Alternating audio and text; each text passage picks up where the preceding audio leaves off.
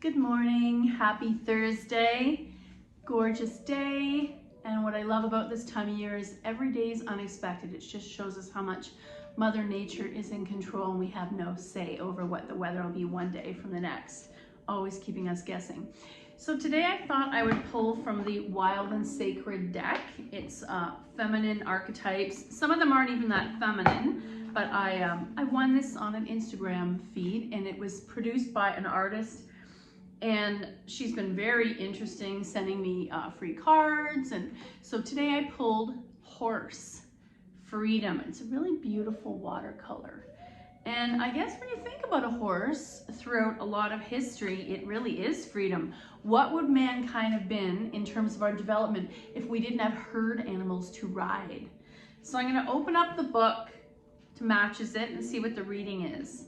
Another archetype that goes with it is shadow and recklessness. So you can see it as an adult, mature way of helping us attain things, freedom, but you could also see it as reckless. What is the absence of freedom but an assumption of it? I have never longed for something which was not once mine. Horse, a universal symbol of unbridled power. It's the harbinger of wild freedom. Freedom from all bondage in your intrinsic nature, a birthright that can never be stolen. So almost within inside all living beings, I'm sure there's this essence of horse. Let the thunder of galloping hoofbeats stir a remembrance of your soul and liberty. Your short sojourn on this earth is for you to understand and discover how freedom rings in your heart. What happens when you get rid of the false notion that you're bonded by anything? Horse will take you there. When you draw horse, this card, pull it out, you know that you're invoking the bond between steed and rider, a complete attunement with dynamic energy. Riding horse, feel her power, surging beneath you, the wind ruffling your hair. When have you felt nobler, stronger, freer? So maybe take that image of a horse taking off with the rider. The rider's kind of in control, but the horse is going. Is there a time in your life when you felt that free and uninhibited? When you draw horse, know that you're invoking, okay, I read that. Riding horse, feel her power surging beneath you, ruffling your hair. She empowers you with choice. You hold the reins of your life. The ability to respond sure-footedly to whatever it puts before you.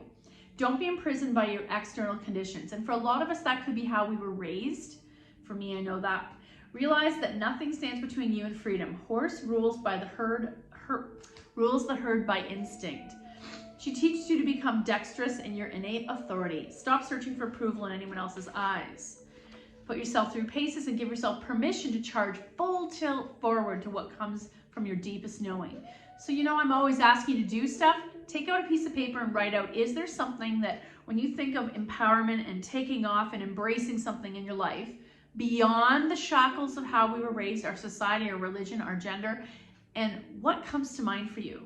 Freedom, however, is not about recklessness, especially if you're thinking about it now after a lifetime of learning lessons and absorbing all the rules of society. Now you can kind of take a mix of what you've learned and what your innate sense of self really wants. You don't need to abandon your dharma and take it to the Mongolian steppes to find freedom. Instead, rediscover the abounding worlds that live inside you. So it doesn't have to be crazy big. Bring this expansiveness home. Buck ingrained habits of identifying with old stories, resentments, and injustices. When you're in danger of losing your giddy-up, straddle the horse and go for a ride. Be willing to disrupt your routine. Stay out after sunset. Yodel to the moon. Untether your aliveness. Remember that what is yours will come to you, but you must get back in the saddle to reclaim it. How will you use your freedom? So that was a long reading. But I love that concept of freedom, ecstasy, breaking free, and doing what is actually in your true nature. You could almost say this is linked to Dharma. Today I want to do some of our regular, a mix of poses. And so we'll do the yoga game, which is nice and inspiring to get us out of our comfort zone. We will still do some floor work. Let's first take some moments in our seated position to bring everything down. I'm going to kind of mix you up. I thought we could do some breathing and then we'll do some sun salutations and then we'll do the floor work and then we'll do the game. So hands on your knees, shoulders back, big breath in, exhale, let the shoulders fall. And I might even take my hands to the floor. You might keep them on your lap. We're going to go a little further. Inhale through the nose, exhale. Inhale through the nose. Exhale. This time I'm going to add some movement with the upper body. So it's a vinyasa as soon as I add movement and breath corresponding together. Inhale up. Exhale, fall.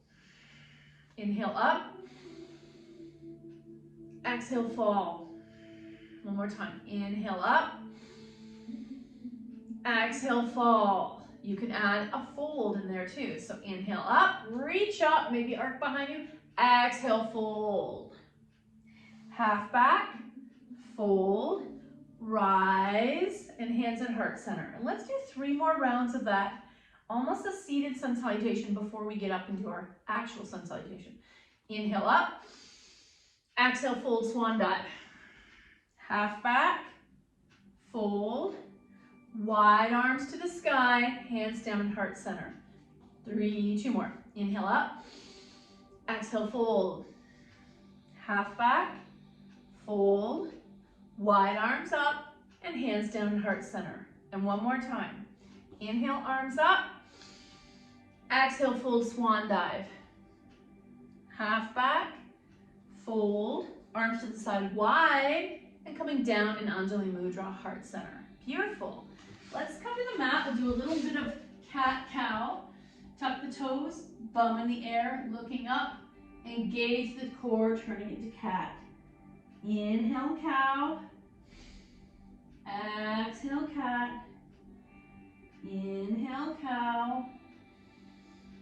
Exhale, cat. Tuck your toes. Press into a short downward dog.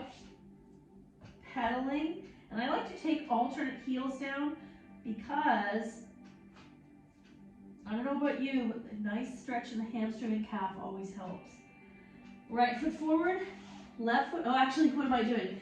Forward fold, rise, exhale, fold, swan dive. Let's start this. Half back, plant, all the way down, sleeping cobra. Baby cobra, dog. Pedaling, right foot forward, left foot back, rise, release, feet together, fold, rise, heart center. Inhale up, exhale, fold. Half back, plant, all the way down, sleeping cobra. Baby cobra, dog. Pedaling, left foot forward, right foot back, rise, release, feet together, fold, rise, heart center. We're going to keep going. 2 more. Inhale up, exhale, fold. Half back, plant, all the way down, sleeping cobra. Baby cobra, dog. Right foot forward, left foot back, rise, nice and strong. Hands release, feet together, fold, rise, heart center. Last one. Inhale up, exhale, fold. Half back, all the way down. Sleeping cobra, baby cobra, dog. Left foot forward, right foot back, rise, release, feet together, fold, rise, heart center. That was beautiful. Okay, I think some of you say you prefer when we start with that energizing flow. Now we're going to take it backwards, come to the floor and do a few of our therapeutics to help the lower back and hip mobility. Oh yeah. Now of course I could have done more slowly, using core, being more mindful, but it felt good just to lie down. Remember, this is your practice. Coming into constructive rest, heel toe the feet close together. Let's take 5 breaths here. I have my arms at a low 45, palms turned up. Big breath in, filling your lungs to capacity. Exhale, lower back, press into the floor. And you're doing this in and out through the nose. Inhale to capacity. Exhale. Nice. Inhale to capacity. 3. Exhale. Inhale to capacity. Exhale. Inhale to capacity. Exhale. Heel toe your feet as wide as the mat, and let's let them flop to the left. And check in with that right hip. What's happening with that hip? Back to center. Over to the right. Back to center. And you're going to do back and forth, exploring what's happening in your hips. Notice that the thigh muscle also might be an issue. Might tug around the lower back. Next time you're to the right, go as low as it feels comfortable. Feel a deep stretch in that left hip. And gently press that left knee towards the earth. And you might see one side is way tighter than the other. Center, knees to the left, right knee goes as low as it feels, and that is super tight in my body. And back to center, soles of the feet together, reclined cobbler, arms in a cactus, makes it a reclined goddess. I don't know about you, but maybe tell me are there some poses that I don't even have to ask you to do? Your body craves it and kind of shifts into those shapes.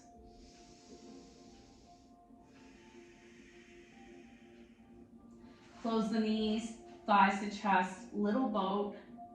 And we'll take the knees to the floor on the left. Right arm's going to open to a T. We're coming to a really beautiful double leg spinal twist. I like to hug the knees in and feel a deeper stretch down my lower back and glutes. Center. Let's take the knees to the right. Left arm opens to a T. You might hug those knees in and deepen the stretch.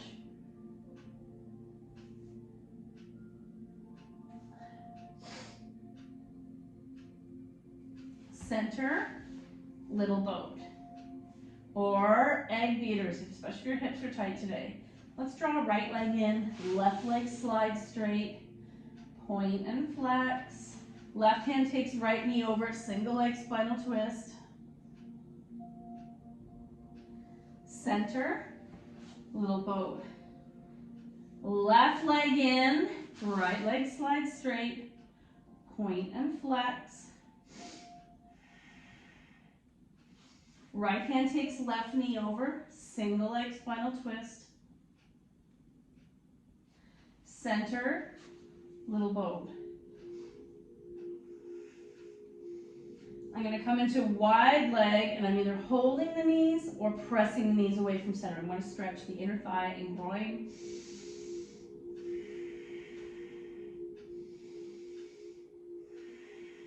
Choosing to stay here or coming into setup for happy baby. Pulling those thighs towards your side body. Coming into full happy baby. Staying still or rocking side to side. Soles together, pause.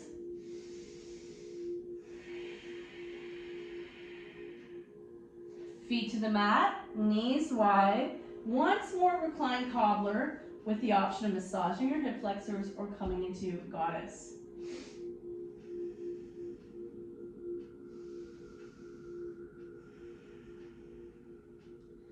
Close the legs, feet in the air.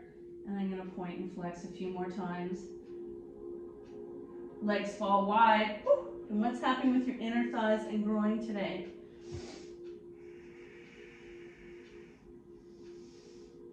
This is a great pose to do against the wall, especially passively, holding it for up to 15 minutes. You get a nice stretch that's happening without you forcing it and what's happening in your natural range of motion.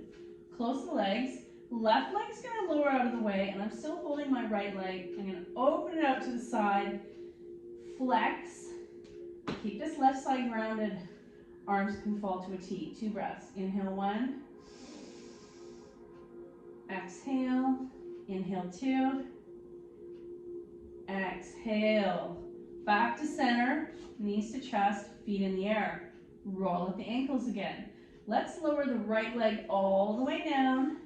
Massage the left leg, open out to the side, right side stays grounded, flex, inhale 1, exhale, inhale 2, exhale back to the sky. Right leg joins.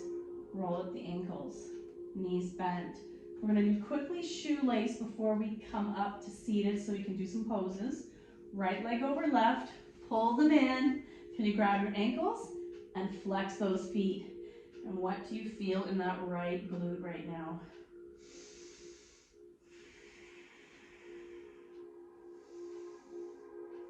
Switch. Left over right. Grabbing the opposite ankles, shins, or feet. Pull it in.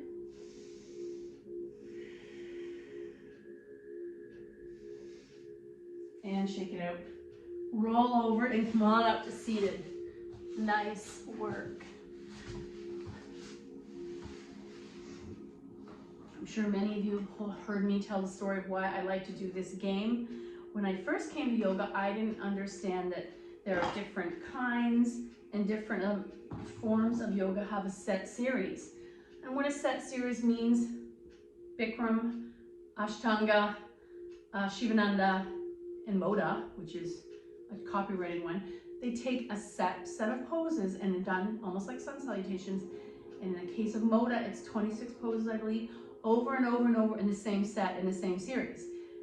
It's done by some yogic systems as a way to notice your progress. What I don't like about that concept is it's completely against the idea of every posture and every practice being in the moment. I shouldn't be comparing myself from what I did yesterday. Every day is different. My mind, my body, the weather, my food, my digestion, my age. So I like to mix it all up. I feel like certain personalities are attracted to the muscular effort or intensity or are competitive, and that's why they are drawn to those forms of yoga where you see that progress, you can measure your muscular differences. So today we're going to spin. Oh, I got yellow. I'm going to call that wild card. And I'm going to do green. Oh, Marichi's pose. Might be too far for you to see. What I like about Marichi's pose is, again, depending on how I feel today, there's different variations of it. I'm going to come out to extended leg.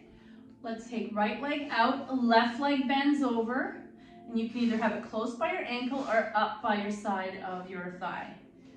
Because my left leg's over, I'm going to start with my left arm over. So I can either come inside it, bringing everything to center, right arm behind, keeping your face forward. It's the shoulder girdle that pivots.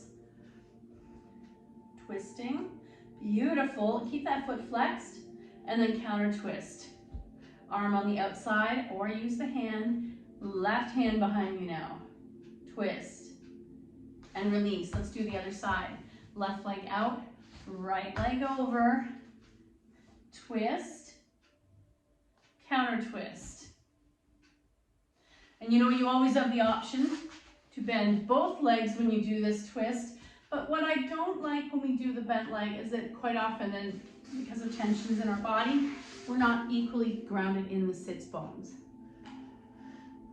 Green again. Let's see. Cobra. Now, of course, this is a drawing done a lot more extreme than I encourage you to do. You're listening to your body and you're engaging the back body to release space for the rise in the front. If I don't engage my back body, yeah, I can go up really high in Cobra, but I'm doing damage to my body. Coming onto your belly, forehead down, hands by your chest, elbows hug in, thighs pressed together, tops of the feet pressed down. Sleeping Cobra, picking up just the head is baby Cobra. Engage the glutes and lift a little higher. Regular Cobra, and some people are going to exaggerate and come all the way up. The counter pose is extended child's pose. Very nice. Let's see what our next pose is. White. I'm going to pick red. Oh, extended side angle. Huge fan of this pose. Let's do it. Coming up to seated, standing, right foot forward, right knee bends, left foot pivots. Look, doesn't this look like warrior two? Arm on the thigh, left arm. So there's this beautiful long line. This is where having a non-slipping mat helps. Pull that shoulder back. Option take hand at the base of the head. Option take the hind behind you and bind to that right thigh. To come up, pivot to the other side. Left knee bends, right leg extends, left arm comes to thigh. So I'm either bringing a one long line, palm down, or to the base of the skull, elbow up, or to my lower back, or try to bond to that left thigh. And come on up. A counter pose to this pose could be a squat.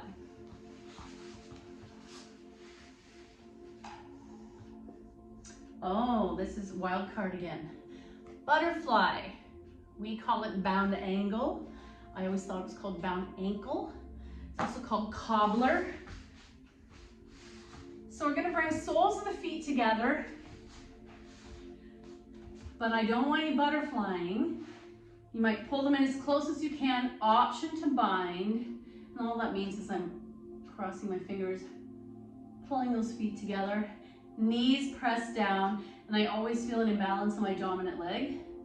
So I'm going to hold both feet with one hand and gently press down just to add a little more stretch to my left side, and I might switch to the right side. Some people like to try to bend forward and press their elbows into the calf meat, kind of open up this butterfly. Depends on how tight you are, what activities you did yesterday. Nice, that is a beautiful stretch. If I'm not comfortable here, some people might stick a block under each knee and just stay here passively, like gravity. Gently stretch your inner thighs. Red. Warrior one. I would call that a standard, a yoga standard. Let's come up to standing. I'm gonna do right foot forward. Now, the traditional version I was taught is lift that heel, both legs are pointing forward, arms up. However, a lot of North American schools of teaching might drop this, open this hip and anchor that foot. Yeah, that's more stable, but I've just torqued my hip and tailbone. So you do what feels better in your body as long as you're not putting a lot of pain into it. And then we'll open up and switch to the other side. Right foot forward. Let's try this one with straight heel up. Arms up. Warrior one. Engage. That felt really good. Another counter pose to this pose could be squat. Green. I'm not going to do bow today. I did not prepare my body for it. And I feel that as you age, some poses are more damaging than they are life-giving. Camel. Not going to do that either. We did that recently. Okay, up dog I will do. What I like about up dog is it's portrayed as like the next variation of cobra, but it is a combination of stacking the bones, pushing into that stacked bone so that you can root to rise through the hands. Some of it is upper body strength and some of it happens more easily when we do a flow from regular dog to up dog. Some of it is upper body, some of it's balance, some of it's back mobility. Let's come into tabletop, press into downward dog, flip my feet. I'm almost in a plank, but I'm looking up. Press into dog, press into up dog, down dog, up dog. The other variation, most people don't like, we do this during sun salutations, hands by your chest, feet untucked, coming into cobra, and here's the root. Press the palms down, and you're lifting your body up. Not everyone enjoys that variation. That's why coming to it from a downward dog, you have a bit of momentum. And you may even want to do a nice flow on a beautiful day like today, where you're going up dog, down dog, or down dog, plank, up dog, down dog, plank, up dog. Blue. Reverse prayer. So sometimes we will use just the hand arm portion of this pose. Sometimes we'll use the knee portion, which is hero or thunderbolt. So I'll show it to you from behind, going onto my knees. Fingers touch, some of us might stay here. Some of us might bring palms together. The key here is not jutting your belly or your chest out. If I'm not comfortable here, I'm also just going to take a strap and pull it behind me. You might even just grab your own hand, roll the shoulders back, belly engaged. This is enough. It's this action, but behind me. The piece that's challenging is we tighten right here along our pectoral muscles, especially if you're an avid reader or tech user. Blue. Lotus. I don't agree with this. The lotus, I was taught, oh yeah, that's the lotus. Little children are very good at lotus.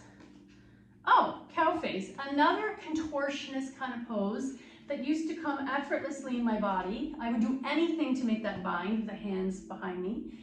I didn't care about how much twisting, contorting. And then I realized it's not benefiting my life. It's fun in our brain and our ego to come into these poses. We're gonna take left hand up. Actually, let's do the legs first. Right leg over, left leg's on the bottom. So because the right leg's on top, the right arm is on top. You're gonna lift that hand up and touch between the shoulder blades. The left hand comes behind you, and this is where I used to easily bind. Right now, I'm just resting my hands on my back. Elbows open, smile. And release. Let's do the other side. Right leg down, left leg on top, stacking those knees. Left hand touches between the shoulder blades, back of the right hand to the lower mid-back. And I don't even try to bind. Maybe even push those elbows away from you as long as you're sitting up straight. If you need to put a block under that foot, do what helps you. And come on out. Red. Tree pose, probably the very first pose I ever learned. Let's do it. So tree pose, you're always welcome to do whatever level you want with your foot. The ego wants you to do this. I know, depending on my clothing, depending on how sweaty I am, lots of factors. So let's take left leg down, right foot is either coming to ankle, calf, now my foot's cramping. Or you can do on the outside of flamingo. I'm gonna do that. Hands to heart center. Maybe you want to a T, or warrior one, or yoga steeple. 3 breaths. Inhale 1, exhale. Inhale 2, exhale. Inhale 3, you're squeezing everything to center to keep this stable. Exhale, release. Other side. Right foot's landing, left foot's calf, or I'll do flamingo on this side. Flex foot, flex palms, pressurize them into each other. 3 breaths. Inhale 1, exhale, engage the glutes. Inhale 2, exhale, and inhale 3, exhale, release. Nice work. We're gonna do one more pose. Green, child's pose. Okay, let's do a couple varieties of these. It's a little gift to yourself. Traditionally, child's pose, the most important piece is bum towards your heels. Doesn't really matter where the head goes. Today, maybe it's to here, maybe it's to here, maybe it's stacked fists. Sometimes it's nice to have even someone gently push down your lower back. Option to do extended child's pose. Option, this is my favorite, wide leg extended child's pose.